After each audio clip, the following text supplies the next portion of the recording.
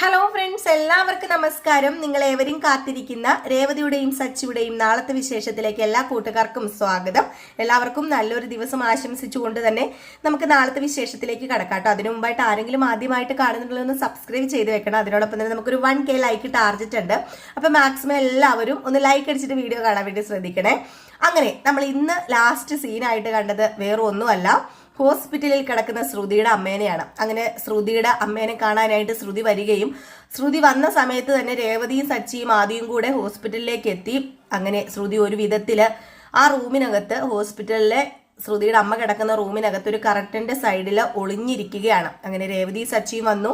രേവതി സച്ചി വന്ന ഉടനെ തന്നെ ചോദിച്ചു, മൊബൈൽ നമ്പർ തരാമോ, മോളുടെ മൊബൈൽ നമ്പർ ഉണ്ടെങ്കിൽ നമുക്ക് അതിൽ വിളിച്ച് കോണ്ടാക്ട് ചെയ്യാം. അമ്മേനെ ഏതായാലും ആന്റീനെ ഏതായാലും തന്നെ വിടുന്നത് ശരിയല്ല, അതുകൊണ്ടൊന്ന് നമുക്ക് അതിൽ വിളിക്കാന്ന് പറഞ്ഞപ്പോഴത്തേക്കും ഹേയ് വേണ്ട, വിളിക്കൊന്നും വേണ്ട, എനിക്ക് നമ്പർ ഓർമ്മയില്ല, എനിക്ക് നമ്പർ അറിയില്ല എന്നാണ് പറഞ്ഞത്. ഓർമ്മയില്ല, എനിക്കറിയില്ല, ഫോണിലാണ് നമ്പർ ഉണ്ടായിരുന്നത്, ആ ഫോണ് പോയി എന്നും പറഞ്ഞു. അപ്പം സച്ചി പറഞ്ഞു അതെനിക്ക് മനസ്സിലായി, ഫോണ് പോയെന്ന് എനിക്ക് മനസ്സിലായി, എങ്കിൽ പിന്നെ ഒരു കാര്യം ചെയ്യാം, ആന്റിയുടെ വീട് എവിടെയാ, ആന്റിയുടെ മോള് താമസിക്കുന്ന ഇവിടെ അടുത്തെങ്ങാണ്ടല്ലേ, എന്നാ പിന്നെ അങ്ങോട്ടേക്ക് ഞങ്ങൾ കൊണ്ടാക്കാം, അപ്പൊ പിന്നെ കുഴപ്പമില്ലല്ലോ.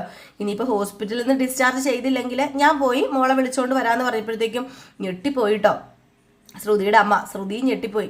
അപ്പൊ ശ്രുതിയുടെ അമ്മയ്ക്കൊന്നും പറയാൻ പറ്റുന്നില്ല. അപ്പൊ ആ ഒരു സമയത്താണ് ഡോക്ടർ കയറി വരുന്നത്. അപ്പൊ ഡോക്ടർ കയറി വന്ന ഉടനെ തന്നെ രേവതിയോടും സച്ചിയോടും പറഞ്ഞു, നിങ്ങളില്ലായിരുന്നെങ്കിൽ ചിലപ്പോൾ ഈ സ്ത്രീ ഇപ്പം ജീവനോടെ തന്നെ ഉണ്ടാവില്ലായിരുന്നു, കാരണം അത്രയ്ക്കും ക്രിട്ടിക്കൽ സ്റ്റേജിലായിരുന്നു. ഈ BP കൂടുക എന്നൊക്കെ പറഞ്ഞു കഴിഞ്ഞിട്ടുണ്ടെങ്കിൽ ചില്ലറ കാര്യമൊന്നും അല്ല. ഈ BP കൂടുന്നതൊക്കെ നമ്മൾ ഒത്തിരി ശ്രദ്ധിക്കേണ്ട കാര്യം തന്നെയാണ്. അപ്പൊ അതുകൊണ്ട് തന്നെ ഇപ്പം തൽക്കാലം വേറെ പ്രശ്നമൊന്നുമില്ല, BP ഒക്കെ നോർമൽ ആയിട്ടുണ്ട്, ഷുഗറൊക്കെ നോർമൽ ആയിട്ടുണ്ട്. എങ്കിൽ പോലും സൂക്ഷിക്കണം. ഒരു 4 ദിവസം കഴിഞ്ഞ് ഹോസ്പിറ്റലിലേക്ക് കൊണ്ടുവരണം. ഇവിടെ തന്നെ ഉണ്ടെങ്കിൽ ഇവിടെ കൊണ്ടുവന്നാൽ മതി, അല്ലെങ്കിൽ ഇവരുടെ നാട്ടിലാണെങ്കിൽ ഞാൻ എഴുതി തരാം, അവിടുത്തെ ഹോസ്പിറ്റലിൽ ഏതിലേലും കൊണ്ട് കാണിച്ചാലും മതി എന്ന് പറഞ്ഞിട്ട് ഡോക്ടർ ബില്ല്, അപ്പോഴത്തേക്ക് ഒരു സിസ്റ്റർ ബില്ലും കൊണ്ടുവന്നു. ബില്ലും കൊണ്ടുവന്നിട്ട് ഇതാണ് ബില്ല്, ഇത്രയും തുക അടയ്ക്കണം എന്ന് പറഞ്ഞു. അപ്പം കുറച്ച് പൈസ ഉണ്ടായിരുന്നു.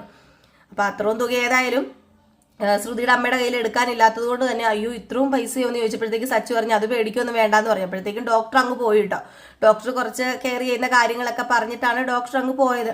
ഡോക്ടർ പോയി കഴിഞ്ഞപ്പോഴത്തേക്കും രേവതി പറഞ്ഞു, എങ്കിൽ പിന്നെ അമ്മയുടെ മോള് താമസിക്കുന്ന എവിടെയാന്ന് പറ, നമുക്ക് അങ്ങോട്ടേക്ക് പോകാന്ന് പറഞ്ഞപ്പം പെട്ടെന്നൊരു കള്ളത്തരം കിട്ടി ശ്രുതിയുടെ അമ്മയ്ക്ക്. ശ്രുതിയുടെ അമ്മ പറഞ്ഞു, അത് പിന്നെ മോളെ, എൻ്റെ മോളിപ്പോൾ ഇവിടെ ഇല്ല, അവള് ഇപ്പം പുറത്ത് പോയേക്കുക, അവള് ലണ്ടനിലോ അമേരിക്കയിലോ എങ്ങാണ്ടാ പോയേക്കുന്നത്, ആ ഒരു ഭാഗത്തൊക്കെ എങ്ങാണ്ടാ പോയേക്കുന്നതെന്ന് പറഞ്ഞപ്പോഴത്തേക്കും ആണോ, അല്ല ആന്റിയുടെ മോളുടെ കല്യാണം കഴിഞ്ഞോ, അല്ല കല്യാണം ആകാറായി എന്നൊക്കെ ആന്റി എന്ന് പറഞ്ഞായിരുന്നു. അത് പിന്നെ അത് കുറച്ചും കൂടെ തള്ളി നീക്കി വെച്ചു, കാരണം മോക്ക് ഇങ്ങനെ ഒരു അവസരം കിട്ടി, അതുകൊണ്ട് മോള് പോവുക ചെയ്തത്, അങ്ങോട്ട് കല്യാണം കുറച്ചിങ്ങോട്ട് നീട്ടി വെച്ചു എന്ന് പറഞ്ഞു. അപ്പൊ ആ ചെറുക്കന്റെ വീട് ഇവിടെ കണ്ടല്ലേ, എങ്കിൽ പിന്നെ ആ ചെറുക്കന്റെ വീട്ടുകാരുടെ നമ്പർ അറിയാമെങ്കിൽ അത് പറഞ്ഞാൽ മതി, അല്ലെങ്കിൽ വീട്ടുപേര് അറിയാമെങ്കിൽ വീട്ടുപേര് പറഞ്ഞാൽ മതി, സച്ചേട്ടൻ പോയി കോണ്ടാക്ട് ചെയ്തോളും, അപ്പൊ പിന്നെ കുഴപ്പമില്ലല്ലോ എന്ന് പറഞ്ഞപ്പോഴത്തേക്കും ഹേയ് അത് ശരിയാവില്ല മോളെ, ഞാൻ വീട്ടിൽ പൊക്കോളാം. വീട്ടിൽ പോകാനോ ഈ അവസ്ഥയിലോ, ഹേയ് ഞാൻ സമ്മതിക്കത്തില്ല. അപ്പൊ സച്ചിയും പറഞ്ഞു വേണ്ട വേണ്ട, ഈ കുട്ടീനെ ആയിട്ട് നാട് വരെ തന്നെ പോകാനോ, അതൊന്നും ശരിയാവില്ല. അല്ല മകൾ ഇവിടെ ഇല്ല എന്ന് അറിഞ്ഞിട്ടും എന്തിനാ ആന്റി ഇങ്ങോട്ടേക്ക് വന്നത്, മകൾ ഇവിടെ ഇല്ലെങ്കിൽ ഇങ്ങോട്ടേക്ക് വരേണ്ട കാര്യമില്ലായിരുന്നല്ലോ, അത് പിന്നെ എനിക്ക് കുറച്ച് ആവശ്യങ്ങളൊക്കെ ഉണ്ടായിരുന്നു, അപ്പൊ അതുകൊണ്ടാണ് ഞാൻ ഇങ്ങോട്ടേക്ക് വന്നത്. അവളുടെ ജോലി സ്ഥലത്ത് പോയി കുറച്ച് കാര്യങ്ങളൊക്കെ മേടിക്കുകയും അത് അയച്ചു കൊടുക്കുകയൊക്കെ ചെയ്യണമായിരുന്നു എന്ന് പറഞ്ഞപ്പോൾ ഓഹോ അങ്ങനെയാണല്ലേ, എങ്കിൽ പിന്നെ ആന്റി ഒരു കാര്യം ചെയ്യാം, ഇവിടെ ഇരിക്കുക, ബില്ലടയ്ക്കണമല്ലോ, ഇപ്പം എൻ്റെ കയ്യിൽ പൈസ ഇല്ല, ഞാൻ വീട്ടിൽ പോയി പൈസ എടുത്തോണ്ട് വരാം. രേവതി, എങ്കിൽ പിന്നെ രേവതിയും കൂടെ ബാ, നമുക്ക് വീട്ടിൽ പോയി പൈസ എടുക്കാം എന്ന് പറഞ്ഞ് രേവതിയും സച്ചിയും കൂടെ വീട്ടിൽ പൈസ എടുക്കാൻ പോവാണ്. അപ്പൊ വീട്ടിൽ പൈസ എടുക്കാൻ പോയ നേരം കൊണ്ട് പെട്ടെന്ന് നമ്മുടെ ശ്രുതി മറവിന്ന് ഇങ്ങനെ ഇറങ്ങി വന്നപ്പോഴത്തേക്കും ഈ ആദി ശ്രുതിനെ കണ്ടതും ആന്റിയോ, ആന്റി ഇവിടെ ഉണ്ടായിരുന്നു എന്ന് ചോദിച്ചപ്പോഴത്തേക്കും മിണ്ടാതിരിക്കടാ, നിന്നോട് ഞാൻ പറഞ്ഞിട്ടില്ല ആന്റിന്ന് വിളിക്കരുതെന്ന്, എത്ര തവണ ഞാൻ നിന്നോട് പറയണം. അത് പിന്നെ ആന്റി പെട്ടെന്ന് എങ്കിലും സാരമൊന്നുമില്ല, ഏതായാലും മോന് രേവതിയോടും സച്ചിയോടും വിവരമൊന്നും പറഞ്ഞില്ലല്ലോ. ഞാൻ ഒന്നും പറഞ്ഞില്ല, ഞാൻ ചോദിച്ചപ്പോൾ ഒന്നും മിണ്ടിയില്ല, എല്ലാം ഞാനും മിണ്ടാതെ നിന്ന് കേൾക്കുക ചെയ്തത്. ആ വീട്ടിലെ ഒരു ചേച്ചി ഉണ്ടായിരുന്നു, ഒരമ്മ, രേവതി ആന്റിയുടെയും സച്ചിയേട്ടൻ്റെ ഒക്കെ അമ്മയില്ലേ, സച്ചി അങ്കിളിന്റെ ഒക്കെ അമ്മ, ആ അമ്മ എന്നെ ഒരുപാട് ചീത്ത പറഞ്ഞു. ആ അമ്മ എന്തൊക്കെയോ പറഞ്ഞു, ഞാൻ അമ്മയില്ലാത്തവനാണെന്നും അച്ഛനില്ലാത്തവനാണെന്നൊക്കെ പറഞ്ഞു.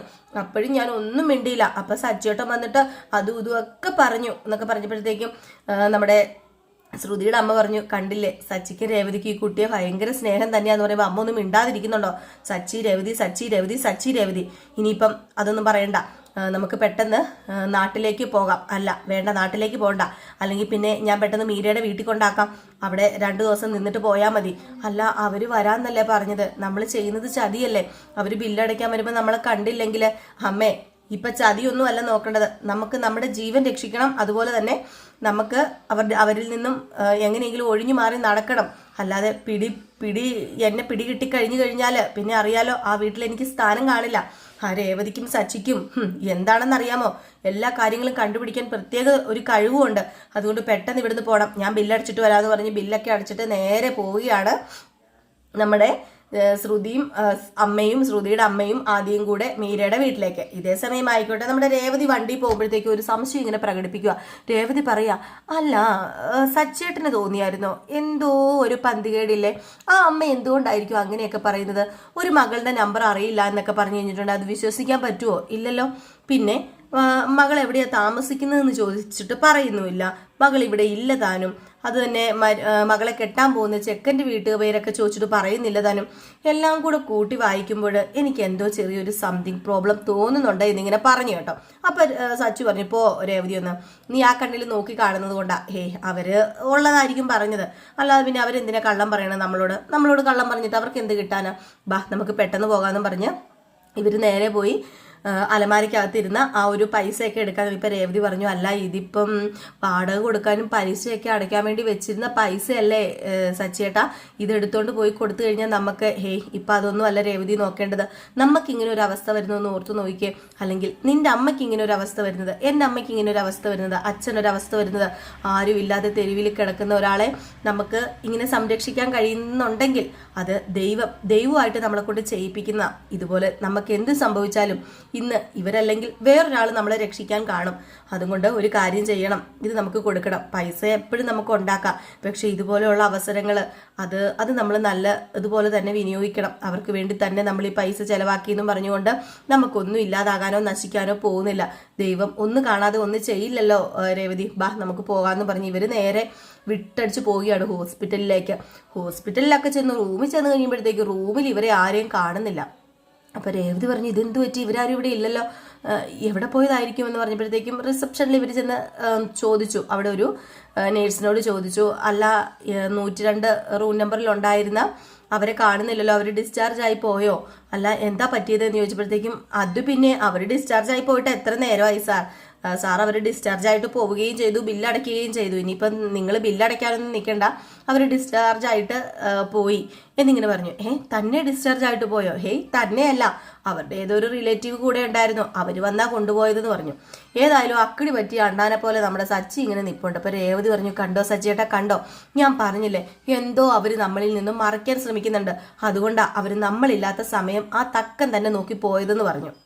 അപ്പം രേവതി പറഞ്ഞു, അതിനൊന്നും ആകാൻ വഴിയില്ല, നമ്മൾ അങ്ങനെയൊന്നും ചിന്തിക്കുകയൊന്നും വേണ്ട, ചിലപ്പം വേറെ എന്തെങ്കിലും സാഹചര്യത്തിൽ പോയതായിരിക്കും, ഇനിയിപ്പോൾ റിലേറ്റീവായിട്ട് വരികയോ നമ്പർ വല്ലതും ഓർത്തെടുത്ത് വിളിച്ചത് വല്ലതും ആയിരിക്കും, നമ്മളിപ്പോൾ അതിനെക്കുറിച്ച് ചിന്തിക്കേണ്ട കാര്യമില്ലല്ലോ, അവർ നമ്മളെ രക്ഷിക്കാൻ നോക്കി, അവർ ഏതായാലും ഡിസ്ചാർജ് ആയി പോയതല്ലേ, കുഴപ്പമൊന്നുമില്ല രേവതി എന്ന് പറഞ്ഞുകൊണ്ട് ഇവരേതായാലും അങ്ങ് പോകാൻ വേണ്ടി തുടങ്ങിയിട്ടോ. അങ്ങനെ ഇവർ പോയി. പിന്നെ കാണിക്കുന്ന സീനിൽ നമ്മുടെ ശ്രുതിയും ശ്രുതിയുടെ അമ്മയും കുട്ടിയും തന്നെയാണ്. അങ്ങനെ ശ്രുതി നേരെ മീരയുടെ വീട്ടിലേക്കാണ് വിളിച്ചുകൊണ്ട് പോയേക്കുന്നത് ശ്രുതിയുടെ അമ്മേനെ.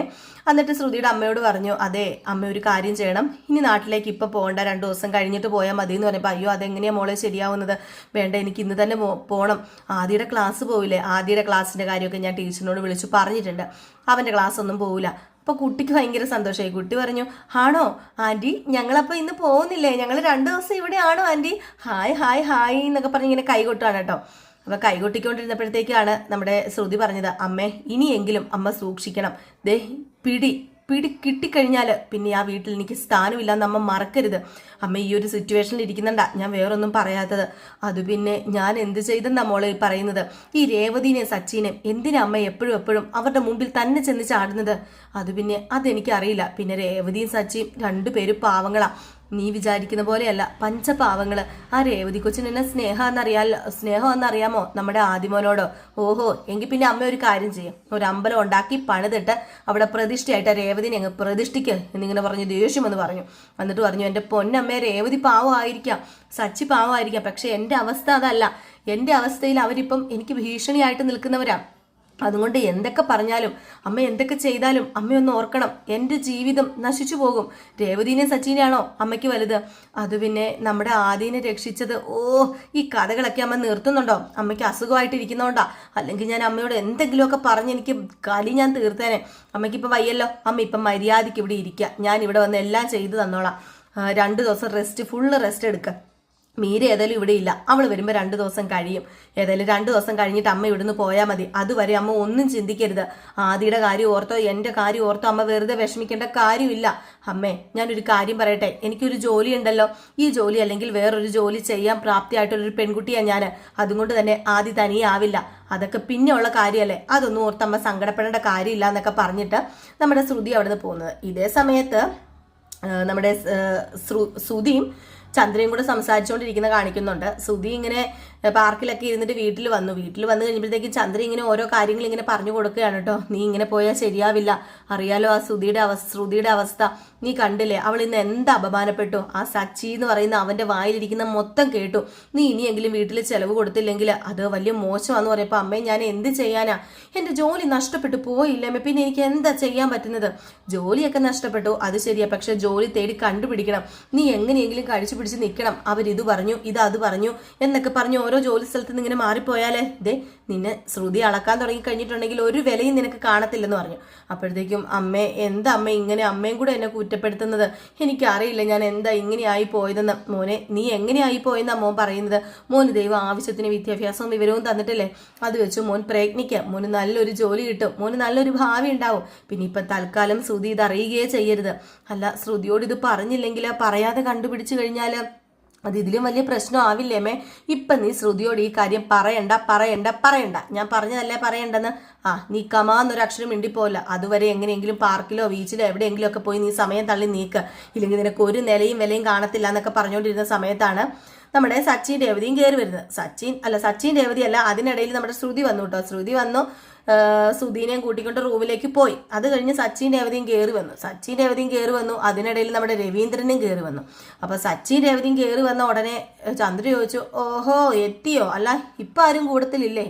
അല്ല ആരെങ്കിലും വിളിച്ചോണ്ട് വരത്തില്ലായിരുന്നോ? സത്രമല്ലേ ഇതെന്ന് പറഞ്ഞപ്പോഴത്തേക്കും രവീന്ദ്രൻ പറഞ്ഞു, എന്താ ചന്ദ്ര നീ പറയുന്നത് എന്ന് പറഞ്ഞപ്പോഴത്തേക്കും കാര്യങ്ങളെല്ലാം നമ്മുടെ രേവതി സച്ചിയും കൂടെ വിശദീകരിച്ചു കൊടുത്തു. ഇങ്ങനെ കൊച്ചിനെ കൊണ്ടുവന്നെന്നും നമ്മുടെ ആദ്യം ആയിരുന്നു എന്നും എന്നൊക്കെ പറഞ്ഞു. ഇതൊക്കെ പറഞ്ഞു കഴിഞ്ഞപ്പോഴത്തേക്കും പ്രശ്നമൊന്നും ഇല്ലല്ലോ അല്ലേ അവർക്ക് എന്നിങ്ങനെ ചോദിച്ചു.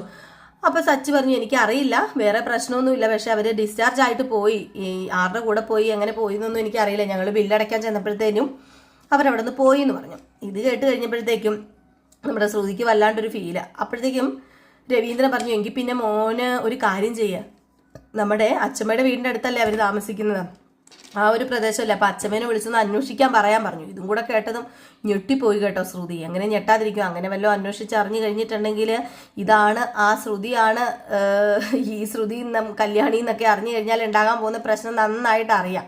ഏതായാലും അതുകൊണ്ട് പേടിച്ച് വരച്ച് നിൽക്കുകയാണ്. അപ്പോഴത്തേക്കാണ് പെട്ടെന്ന് നമ്മുടെ രവീന്ദ്രൻ കയ്യിൽ നിന്നും ഒരു കവർ എടുക്കുന്നത്. ആ കവറിനകത്ത് 1 ലക്ഷം രൂപയാണ് കേട്ടോ. 1 ലക്ഷം രൂപ യൂണിയൻ ഓഫീസിൽ നിന്ന് കിട്ടിയതാണ്. കുറേ തുക പെൻഡിങ് ആയിട്ട് കിടപ്പുണ്ടായിരുന്നല്ലോ. അപ്പോൾ അതിൽ നിന്ന് വർഷയുടെ അച്ഛൻ കൊടുത്ത ആ 1 ലക്ഷം രൂപ കിട്ടി.